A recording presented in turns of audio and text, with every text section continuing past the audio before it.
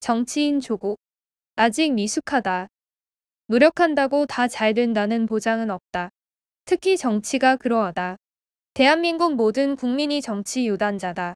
대개 1단에서 5단 사이에 있다. 그러나 정치를 직접 하는 건 다르다. 누구도 절대 쉽지 않다. 조국 역시 자신이 정치인이고 정치를 잘해야겠다는 생각과 결심을 한 사람이 맞다. 언젠가 정치적 근육을 길러야겠다는 그의 말을 기억하기 때문이다. 3년은 너무 길다는 슬로건도 좋았다. 총선에서 12명의 당선자를 배출한 건 역시 큰 성과였다. 하지만 조국 딱 하나만 놓고 보면 그는 아직 정치인으로서 미숙하다. 사면 이후 당내 성비위 사건으로 지도부 총사퇴를 한 지금까지 조국의 말과 행동에 몇 가지 문제가 보인다. 정치인은 리더다. 지도자. 요즘은 정치를 직업으로 여기는 국회의원이 대부분이다. 가만 보면 국회의원을 계속하는 게 그들의 목적 같다. 잘못된 현실을 타파하고 문제를 해결하려 애쓰는 정치인이 드물다. 조국은 그러나 리더로서 사고하고 행동해야 한다. 그러기 위해 세 가지를 판단의 중심에 두어야 한다. 먼저 감동. 감동은 사람을 대하는 태도에서 나타난다. 대부분 정치인은 사람을 대할 때 이용 가능성부터 살핀다. 나한테 표를 줄까, 안 줄까? 날 도와줄까, 안 도와줄까? 그래서 얇고 넓게 사람을 사귀려 한다. 절대 깊이 안 들어간다. 표피적이다. 사람의 표피엔 이성이 있다. 정확히는 계산심이다. 계산심을 그나마 우아하게 표현하는 게 논리다. 법리도 논리의 일종이다. 이번에 조국혁신당 지도부 얘기를 들어보면 법이나 규정상 할 수 있는 일은 다 했다고 한다. 조국도 그 생각을 먼저 한 듯하다. 그러고는 당에서 할 거 다 했다고 하는데 굳이 내가 개입할 처지도 여지도 없지 않나 라고 생각했을 수 있다. 그런 것이 논리나 법리적 사고방식이다. 특히 법조 출신에게서 많이 발견되는 현상이다. 모든 걸 법의 틀로 바라보고 판단한다. 판단 기준이 불법이냐 아니냐가 전부다. 리더는 그러면 안 된다. 아이쿠, 어쩌다 우리 당에서 이런 일이 벌어졌지?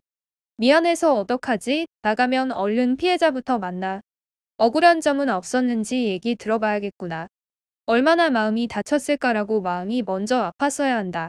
머리로 하는 논리가 아니라 마음에서 우러나오는 행동이 사람을 감동하게 한다. 둘째, 승리. 리더는 이 상황에서 어떻게 행동해야 이기는 길을 갈 수 있을까를 모든 순간 판단해야 한다. 정치는 선택의 연속이다. 2개 이상의 선택지가 있고 어떤 선택도 다 좋은 점과 나쁜 점이 있다. 그럴 때 최종 판단은 길게 봐서 이기는 길이라야 한다. 그런데 단기적으론 승리지만 장기적으론 패배로 가는 선택을 하기가 훨씬 쉽다는 게 문제다. 나는 8.15 사명권 행사에 담긴 대통령의 의중이 2가지인데 그중 하나가 조국을 일찍 정치에 복귀시켜 한국 정치 지형의 구조적 변화를 도모하는 것이라 보았다. 조국도 그리 느낀 듯하다. 석방 후 그의 동선을 보면 그게 보인다. 거의 대선 주자의 일정이었다. 누가 봐도 조국은 대선 주자급이 맞다. 은연중 언론도 그렇게 보고 보도했다. 그러나 틀렸다. 정치적 성장의 기회를 준다고 해서 대선 주자처럼 행동하면 안 되는 것이었다. 그게 아니라 싸웠어야 한다. 지금 여전히 민주진영은 검찰개혁을 놓고 싸우는 중이다. 기소 수사 분리를 하면서도 형사사법체계가 제대로 작동하게 하자는 논리로 복잡한데 결국 듣다 보면 검찰 기득권을 유지해주자는 온갖 변설이 난무하고 있다. 거기다 사법개혁에 언론개혁까지 서서히 불붙고 있다. 특검 수사도 여전히 불안불안하다. 그 와중에 조국이 마치 개선장군처럼 전국을 누비며 대선 행보를 하는 듯하니 난감해하는 이들이 한둘이 아니었다. 조국이 승리한 거 맞다. 윤석열, 김건희가 감옥에 갔다. 3년도 못 돼 무너졌다. 창당도 성공했고 의석도 얻었다. 하지만 여전히 짧은 승리다. 긴 승리는 아직 첩첩산중 너머에 있다. 근데 벌써 다 이긴 듯 행동한 거다. 마지막은 헌신이다. 몸을 바친다는 건 결국 희생한다는 뜻이다. 리더는 희생할 때 리더십이 우뚝 선다. 툭 하면 싸우지 말고 대화와 타협으로 정치하라고 한다. 그러면서 누구보다 민주 진영을 공격하고 흠집 내고 비틀고 야유한다. 그게 보수 언론이고 엘리트 기득권 세력이다. 그런 상황에서 싸우지 않겠다는 건 지도자가 되길 포기하는 것과 다름없다. 조국은 검찰개혁 과정에서 누구보다 많은 걸 잃고 고통받았다. 스스로 원한 것 같지는 않은데 어쨌든 그리 되었다. 많은 국민이 미안해하고 고마워한다. 그가 희생하고 헌신했기 때문이다. 조국의 가능성은 거기서 시작되었다. 싸움이 그러나 아직 끝나지 않았다. 솔직히 앞으로가 더 불안하다. 개혁은 할 때까지는 모른다. 반동의 위기가 언제 어떤 형태로 덮쳐올지, 그 반동이 다가올 때 분쇄할 힘, 그것까지 확보해야 개혁은 최종 성공한다. 그러니 방심해서는 안 된다. 더욱이 검찰개혁이 끝났을 때 조국의 정치적 효용 역시 끝날 수 있다는 고민도 해야 한다. 정책적 콘텐츠를 미리 준비해야 한다.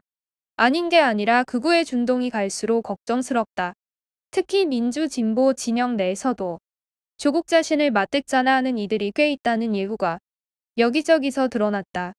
모르면 몰라도 지방선거에 공천만 주면 출마에 이길 수 있다고 기염을 토하며 찾아오는 이들이 줄 섰을 것이다. 지금 그들의 애당심과 충성심은 훗날 난장판의 출발점이 될 수도 있다. 그러니 희생은 끝나지 않을 것이고 헌신은 계속되어야 한다. 조국이 짧은 승리에 취하고 마른 자리를 찾는 순간, 진짜 위험한 순간이 찾아올 것이다. 첫 번째 위기는 조국이 노리는 듯한 태도를 보였을 때 같은 진영 내 인사들조차 갸우뚱한 순간이었다. 두 번째는 성비위같이 예민한 문제가 불거졌음에도 둔감하거나 무책임해 보이는 태도를 비쳤을 때였다. 앞으로 세 번째 위기가 또 오지 않는다는 보장이 없다. 아니 오게 되어 있다. 그때 다시 잘못하면 진짜 위험하다. 하루빨리 자신이 누구인지, 누구로서 말하고 행동해야 하는지 깨닫는다면 이겨낼 수 있을 것이다.